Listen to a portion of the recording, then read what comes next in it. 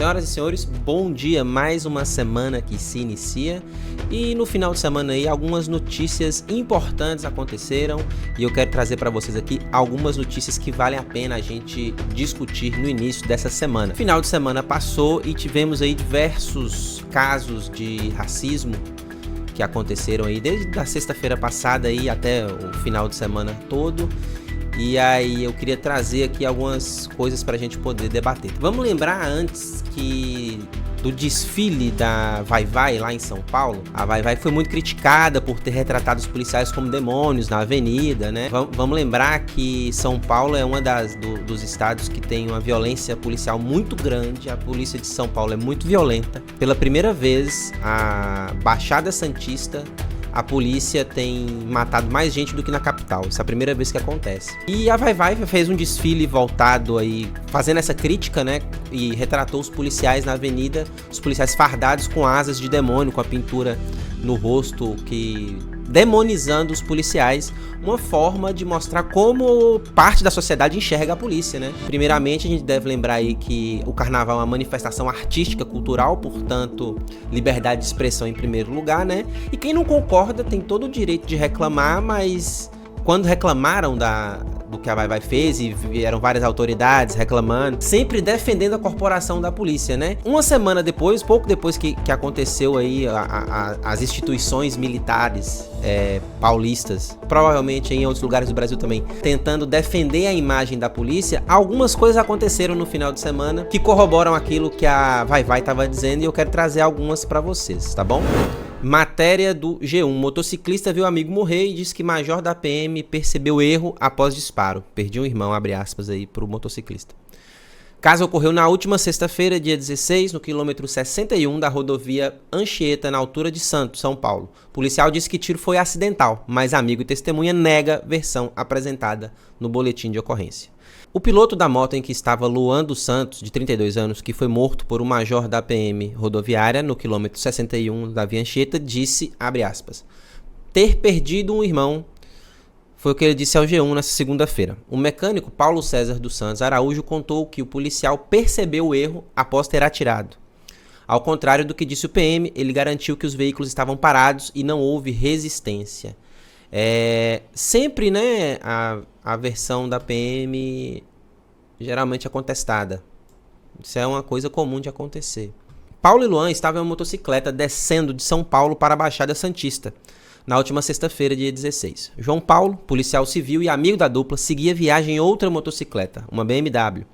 O plano deles era passear e comer camarão em Santos, no litoral paulista. Você sai com seus amigos para comer um camarão no litoral e acaba morrendo pela polícia. Os PMs rodoviários envolvidos na ação, conforme o boletim de ocorrência, informaram ter observado como suspeita a atitude da dupla, como se quisesse assaltar o condutor da BMW. Os agentes teriam dado ordem de parada, que teria sido desacatada. O tiro ocorreu após Luan ter supostamente levado a mão ao bolso do moletom. O Luan desceu com a mão esquerda no meu ombro e a direita levantada, com o telefone na mão. Quando ele desceu, aconteceu o disparo que ele recebeu nas costas. Não teve nada de mão no bolso, não teve nada que jogou não sei o que no rio. Não teve nada disso, é tudo mentira, disse Paulo. Despreparo total. Ao contrário do que indica o boletim de ocorrência, o amigo de Luan contou que as motos não faziam zigue-zague e andavam a cerca de 80 km por hora. O policial lá embaixo, à frente deles, parou do lado, mandou encostar. Eu encostei, aí ele falou, anda mais pra frente, recordou. Quando a moto já estava parada e eles se preparavam para descer, Paulo escutou o tiro. Desesperado e temendo ser baleado, também começou a gritar pelo amigo policial que estava mais à frente. Eu comecei a gritar, é polícia, polícia, polícia. Aí ele, amigo policial, começou a subir correndo, voltou com a moto pois estava à frente. É um desespero total. Ainda mais você ver um amigo seu morrer ali e não poder fazer nada. É triste. Ainda segundo o amigo de Luan, o major da PM ficou branco e pediu calma, dizendo que chamaria o resgate. Para Paulo, ele e os demais policiais que acompanharam a ocorrência notaram o erro logo de cara.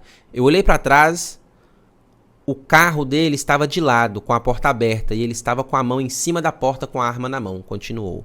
Paulo e Luan eram amigos de infância. Os dois e João Paulo eram inseparáveis, viajavam, costumavam ir à praia e até a rodízios de comida juntos. De acordo com o boletim de ocorrência, uma equipe fazia patrulhamento de trânsito preventivo na interligação Baixada. A PM rodoviária informou que os policiais atuavam na Operação Verão, mas a Secretaria de Segurança Pública de São Paulo, em nota ao G1, negou que a equipe fazia parte da ação. Por volta das 5h40 da tarde, os agentes visualizaram 2 motocicletas trafegando. Uma era ocupada por 2 eventuais suspeitos, enquanto a outra, uma BMW sem placa de identificação, era conduzida por um homem, que mais tarde se apresentou como investigador da Polícia Civil e amigo da vítima. Olha só essa informação aqui. Os policiais achavam que a moto que estava com 2 pessoas, que estava com o rapaz que morreu, ia assaltar o policial que estava na moto, que era uma BMW.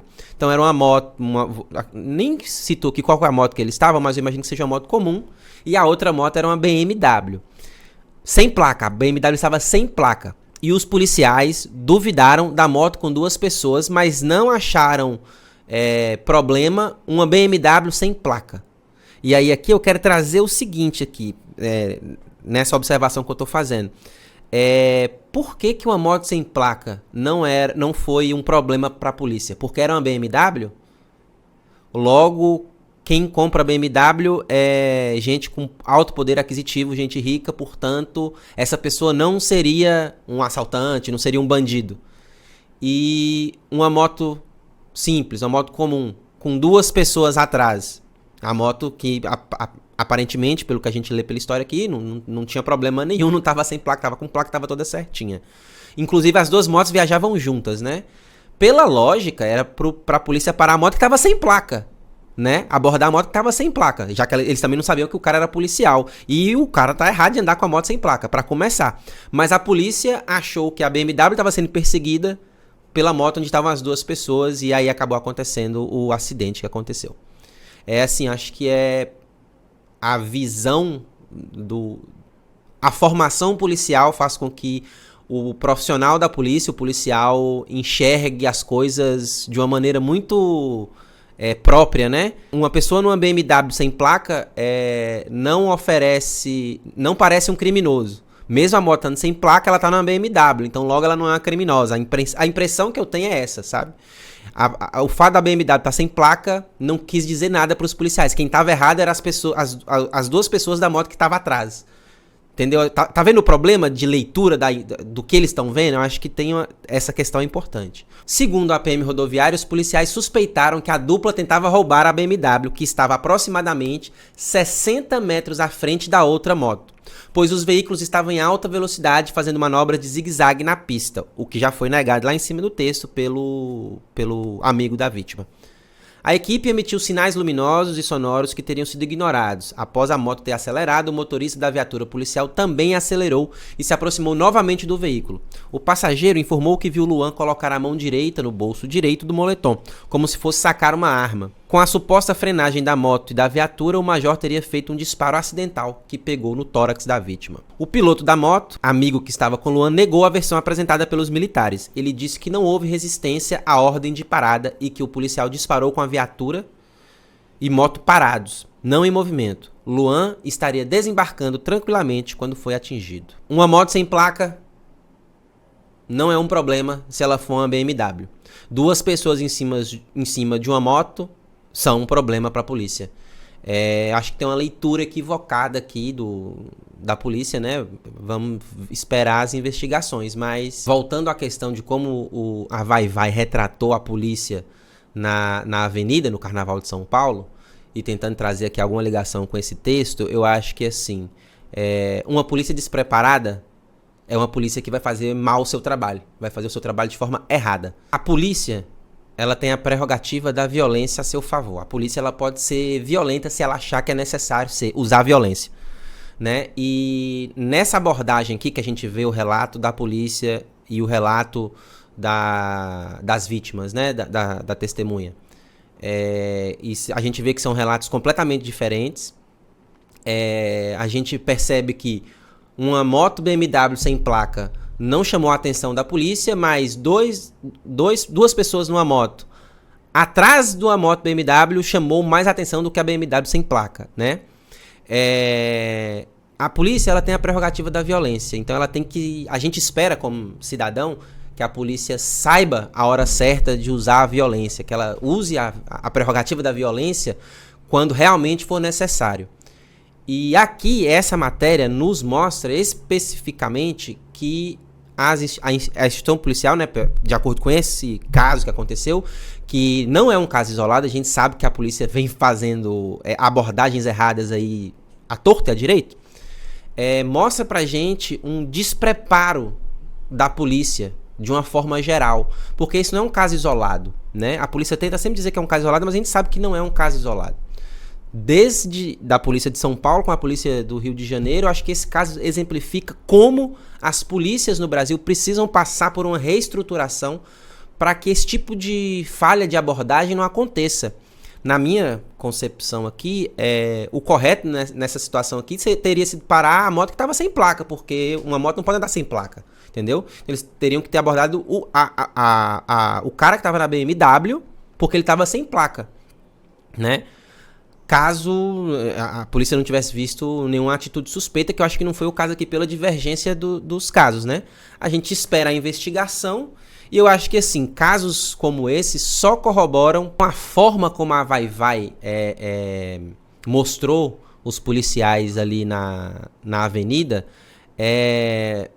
Foi a forma artística, talvez, né? Aí a minha opinião, eu não sou carnavalesco eu não tô lá dentro da Vai-Vai para saber isso com certeza, mas a forma que eles escolheram para representa exatamente, a forma como eles escolheram para representar a polícia mostra exatamente isso que a gente vê na matéria, uma polícia despreparada, uma polícia que usa a prerrogativa da violência da maneira errada e acaba causando a morte de alguém. Uma falha da instituição polícia pode causar a morte de uma pessoa inocente. E isso é mal, isso é ruim. E eu acho que foi isso que a Vai-Vai tentou representar na avenida. E as pessoas que vieram defender a instituição da polícia, as pessoas que vieram criticar a Vai-Vai, se elas não conseguem olhar para uma matéria dessa, para um acontecimento desse e rever o que elas estão dizendo, só mostra como a gente está no fundo do poço. Continuando aqui, vamos para a segunda matéria, ainda falando de polícia, né? E agora a gente vai falar de polícia e racismo, né? Que são coisas que meio soam um pleonasmo, né? Vamos dizer assim. Vocês viram e vocês devem ter acompanhado aí no final de semana o caso que aconteceu em Porto Alegre do entregador que foi vítima de homicídio e saiu algemado. Foi vítima de uma tentativa de homicídio e saiu algemado no Camburão da Brigada Militar, que é como é chamada a Polícia Militar lá no Rio Grande do Sul. E aí eu peguei aqui no perfil da Afro-Realeza, vou ler aqui pra vocês. Homem negro é vítima de tentativa de homicídio e, ao chamar a polícia, acaba saindo preso. E aí aqui a gente vai ver, vou ler aqui primeiro, depois a gente vê a imagem. Um homem negro, vítima de uma tentativa de homicídio, fez o que qualquer pessoa em perigo faria. Ligou para a Brigada Militar em busca de ajuda. No entanto, o que intrigou foi que, ao chegarem no local, os militares não prenderam o suposto agressor, um homem branco que estava portando uma faca. Em vez disso, prenderam a própria vítima, o homem negro que havia sofrido uma facada no pescoço. Os vídeos que circulam nas redes sociais mostram a cena do homem negro sendo questionado e detido enquanto o agressor branco conversa tranquilamente com a autoridade. Tá aqui o vídeo. Vou botar o áudio aqui. A senhora tentou depois de novo. Cidadão branco, agressor ali, conversando de boa. Que trabalho não começa, filho. Agora pega a faca. Não precisa de pegar assim também. Quem tá errado é ele. Quem tá errado é ele. Dá um milagre então. Dá uma milagre então. O cara é um absurdo. Bota pra mim na cabeça. Bota pra mim na cabeça. Nossa, por favor.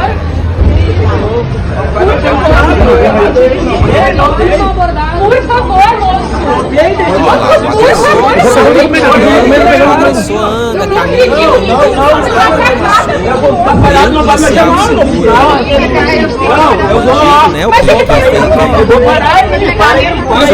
Para aí.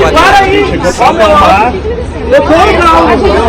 Enquanto isso, 3 policiais tentam usar. Eu vou parar meu celular. Né? Deu uma facada ali no pescoço dele. O senhor tentou depois de novo. Come larga que eu vou parar. Por gentileza. Come larga. O cara tenta me matar e vocês querem parar. Absolutamente. 4, 5 policiais. Não. Policiais. Calma. E o agressor, o cara que deu a tentativa de homicídio, que deu a facada no trabalhador ali, no entregador. Ninguém preocupado se o cara vai fugir ou não, o que o cara vai fazer. E aí, aqui a foto, né, ó. Essa foto aqui, eu acho que ela exemplifica o racismo estrutural que o professor Silvio de Almeida tanto fala e muita gente, principalmente da direita, critica muito, né?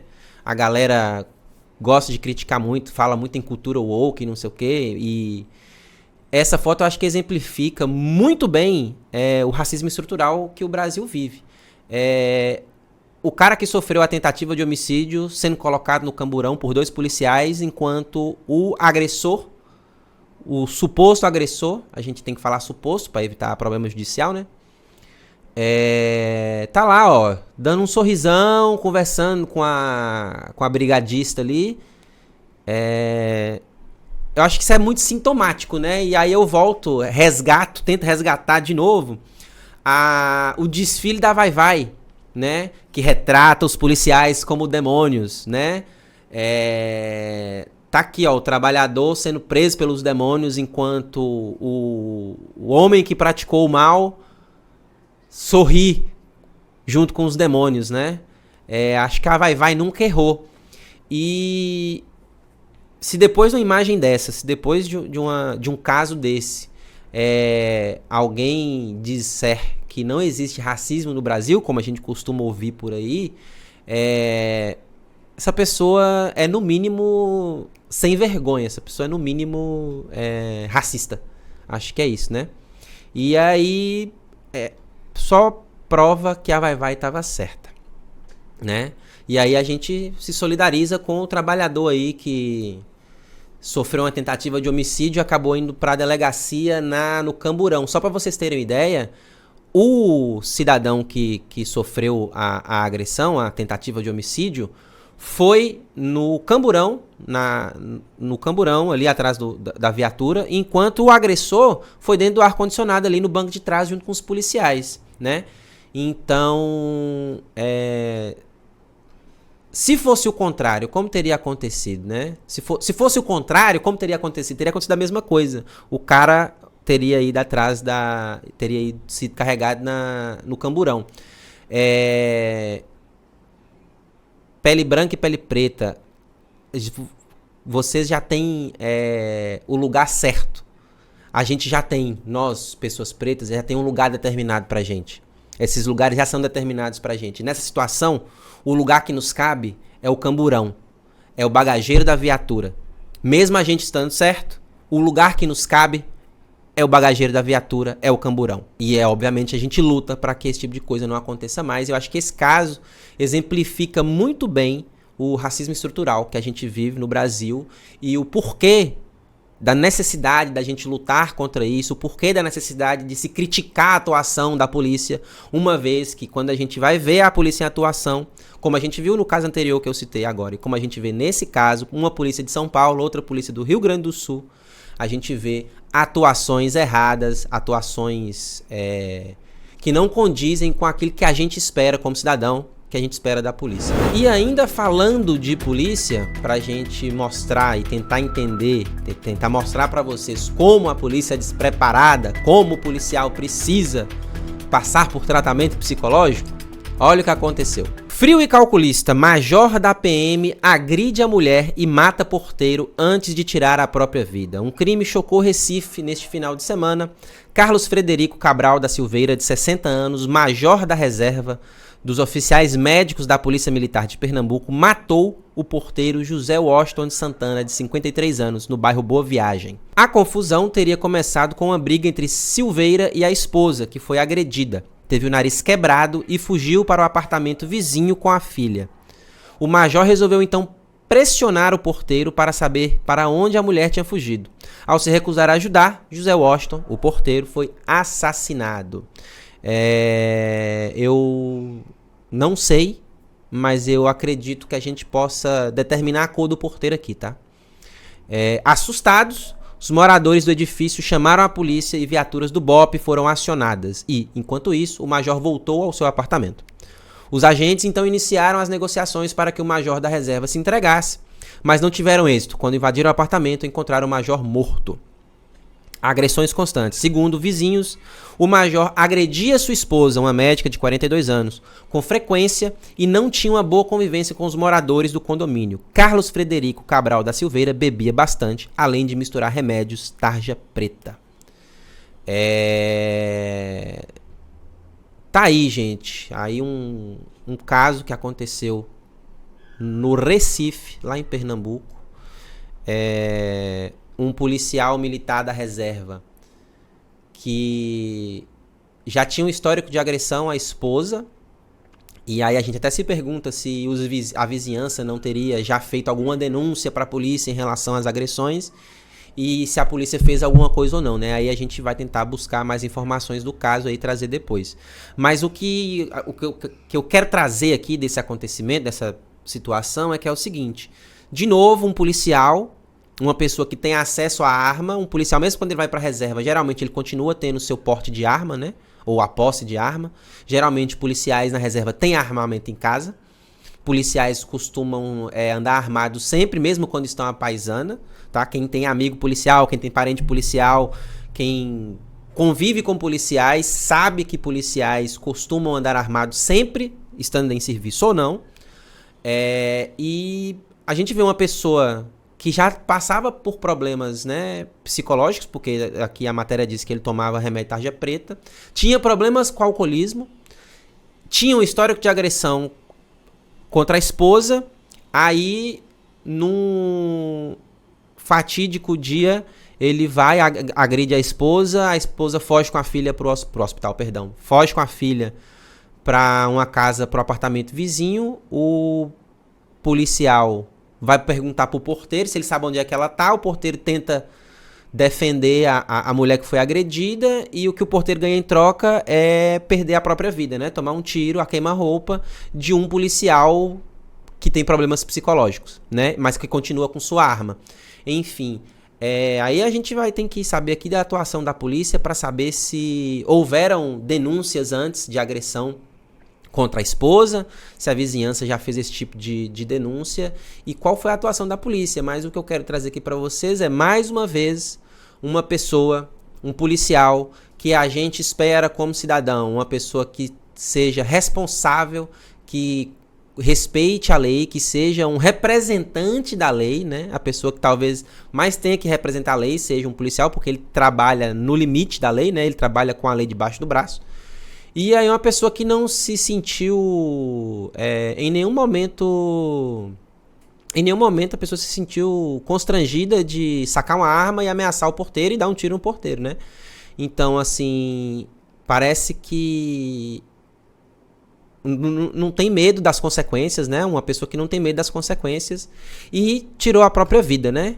Infelizmente não vai pagar na cadeia, que é como a gente espera, né? Fica aí a questão de que precisamos olhar para saúde das instituições policiais, porque as instituições policiais têm feito mais mal do que bem. O programa Pânico aí, mais uma vez, sendo trampolim para a extrema direita, né? E cometendo crimes. No último programa Pânico, acho que da sexta-feira, se eu não me engano, eles fizeram isso aqui, ó. Em programa ao vivo da Jovem Pan, ao citarem a questão negra, colocaram um macaco em tom de piada. Vamos ver aqui, ó. O negócio é o seguinte, pra quem gosta do que tá acontecendo, inclusive tem uma capa da Veja falando que a turma da lacração tá passando dos limites. Então, esse filme, o American Fiction, ele é uma crítica de uma vertente desse pensamento woke, e ele é muito bem feito. Eu assisti a metade do filme. Pra quem gosta de ver um filme que faz uma crítica ao pensamento woke, American Fiction, ele é um bom filme e tá indicado no Oscar de melhor filme, melhor ator e melhor ator coadjuvante. Vai ganhar. É um filme que fala dessa questão de como essa agenda vê, por exemplo, os negros, né? Olha o aí, negro, ele tem o padrão, o clichê, que é o que o Fernando Holliday fala. Agora que ele tá fazendo essa graça aí com o macaco. Tira o macaco aí, ó. Agora ele põe... O negócio é o seguinte, pra quem gosta negros, do que tá acontecendo, o negro, ele tem o padrão, vê, por exemplo, os negros, né? Aí, o negro, ele tem o padrão, o clichê, que é o que o Fernando Holliday fala. Agora ele tá fazendo então, aqui estão fazendo a crítica a um filme que faz uma crítica à cultura woke, né? E assim, falar de Pânico é chover no molhado, né? Essa galera não saiu ali dos anos 2000 e continua com esse tipo de humor que a gente já não gosta mais, né? Quem continua gostando desse tipo de humor, a gente já sabe de que lado que tá. Essa galera aqui do Linhagem Geek são dois caras que eles crescem na internet através do discurso de ódio, né? A gente sabe que o discurso de ódio ele engaja, porque as pessoas que são contra acabam compartilhando, comentando e levantando a questão, falando que tá errado, né? E vem a galera que defende, vem com unhas e dentes defender essa galera e tal, não sei o quê. Tá fácil ser racista, né? No Brasil parece que tá fácil cometer crime de racismo, que nada acontece, né? Eu lembro de quando uma funcionária do Ministério da Igualdade Racial, se eu não me engano, ela era secretária, assessora da ministra, acho que era assessora da ministra Aniele Franco. Ela fez um comentário na rede social lá, falando, né, torcida branca, não sei o que e tal. E aí apareceram vários deputados da extrema-direita, porque ela cometeu racismo e não sei o que, e parará, isso, aquilo outro. Inclusive, a assessora, perdeu o emprego dela. Né, perdeu o cargo que ela exercia. E aí existiu toda uma comoção, né, quando foi uma fala contra uma pessoa branca, né, contra a comunidade branca, vamos dizer assim. Toda uma comoção da extrema-direita para falar que aquela assessora tinha sido racista e não sei o quê. E aí eu lembro do ministro Silvio Almeida comentando que... falando para aquela deputada maluca lá, que eu não vou falar o nome dela aqui, mas você sabe que ela é de extrema-direita e gosta de apontar arma para pessoas negras. O ministro dos Direitos Humanos, Silvio Almeida, respondeu categoricamente muito bem, dizendo para ela o seguinte: queria ver essa indignação da senhora com racismo quando acontece contra uma pessoa negra, porque quando acontece contra uma pessoa branca, um suposto caso de racismo, vocês vêm defender e apontar e falar que tá errado. Mas quando é contra uma pessoa negra, vocês se calam, né? Então, assim, parece que tá fácil no Brasil você cometer crimes de racismo, né? Porque ninguém faz nada. É o cara que mostra um macaco na hora que a pessoa tá falando lá de negros no programa da Jovem Pan. É a polícia, a brigada militar do Rio Grande do Sul, que vai atender uma ocorrência de uma pessoa que supostamente sofreu uma tentativa de homicídio. É a vítima que vai presa no camburão, não é o agressor, né? Enfim, tá muito fácil ser criminoso no Brasil porque nada acontece, né? Pra gente encerrar, trouxe aqui uma noticiazinha que é a seguinte: o prefeito bolsonarista de Bagé deixou as cestas básicas enviadas pelo presidente Lula estragarem. Antes disso, ele já tinha deixado os alimentos guardados junto com veneno para ratos. O sujeito preferiu deixar as pessoas com fome a entregar um benefício proveniente do PT. Definitivamente isso não é política, é delinquência. Onde foi que erramos como sociedade ao ponto de permitirmos que pessoas assim fossem eleitas? Pois bem, se o Brasil fosse um país sério, um cidadão desse aqui não era nem eleito. Se o Brasil fosse um país sério, um cidadão desse aqui já teria sofrido as consequências por ter feito isso aqui. Ele preferiu fazer as pessoas passarem fome do que distribuir a cesta básica, só porque a cesta básica foi dada pelo presidente Lula do PT por um governo de esquerda. É esse tipo de jeito de fazer política, né, que a extrema-direita faz, que acaba com o país. Lembra do caso, antes da eleição, do cara que estava distribuindo marmitex, né, estava distribuindo comida para as pessoas, e aí ele bateu na casa de uma senhora que estava com necessidade, ela não tinha como se alimentar, ela passava por necessidade. E aí ele pegou a marmita, colocou na mão, ofereceu pra ela, falou, você vai votar no Bolsonaro, né? Ela falou, não, vou votar no Lula. E aí ele foi, não, deu a marmita pra pessoa, né? Então não há compaixão da extrema-direita. A extrema-direita não tem compaixão. A extrema-direita não tem humanidade. Essas pessoas, elas deixaram de ser humanas. Crime ocorre, nada acontece, feijoada, porque pra extrema-direita, o problema é a cultura woke, né? Pra extrema-direita, o problema é você defender o direito das minorias, lutar contra o racismo, lutar contra a homofobia, e esse é o problema. O problema do mundo é esse. Deixar as pessoas passarem fome por questões ideológicas, porque a pessoa vota num candidato, não vota no outro, ou porque, no caso aqui dessa notícia que a gente tá vendo aqui, o cara não ter distribuído a cesta básica só porque ela foi entregue pelo governo do PT, isso aí não tem problema nenhum. Deixar as pessoas passarem fome não tem problema nenhum. O problema é a lacração. O problema é defender as pessoas, os grupos minoritários. O problema é defender mais direito para as mulheres. O problema é defender a causa LGBT, QIAPN+, o problema é lutar contra o racismo. Esse é o problema do mundo, para a extrema-direita, né? Fome, as pessoas passarem fome, isso aí não choca os eleitores dessa galera, tá certo? Então essas foram as notícias que eu queria trazer hoje para vocês e pra gente poder aí pensar um pouco, refletir sobre a atuação da polícia, né? Aí a gente viu aí 3 notícias de uma polícia que atuou de 3 lugares diferentes, 3 estados diferentes, que atuou de uma maneira bastante questionável. Teve aí a notícia, né, da galera aí reclamando da cultura woke, mas praticando racismo, como se não tivéssemos lei nesse país, que parece que realmente não tem. E esse cidadão aí, prefeito de Bagé, que prefere deixar as pessoas passarem fome do que entregar uma cesta básica só porque ela foi oferecida por um partido de esquerda, tá certo? Informação é poder e você precisa se manter sempre muito bem informado, tá certo? Até a próxima, um forte abraço e tchau, amanhã a gente está de volta.